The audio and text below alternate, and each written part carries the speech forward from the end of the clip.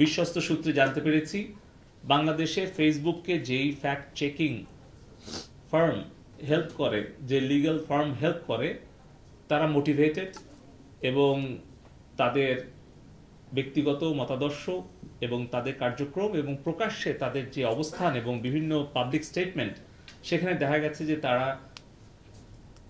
রাজনৈতিক সংগঠনের সমর্থক এবং তাদের কর্মকাণ্ড, অতীত কর্মকাণ্ড, বর্তমান কর্মকাণ্ড সবকিছুই তারা সরকার বিরোধী, দেশ বিরোধী, এমনকি মুক্তিযুদ্ধের সময়ও তাদের যারা পূর্বপুরুষ বা পরিবারের সদস্য বা আত্মীয়, তাদের অনেক এঙ্গেজমেন্ট পাওয়া যায়। ফলে আমাদের অনুমান যে এখানে ফ্যাক্ট চেকিং যে ফার্মগুলো আছে ফেসবুকের পক্ষ থেকে, তারাও নিরপেক্ষ ভূমিকা পালন করছে না।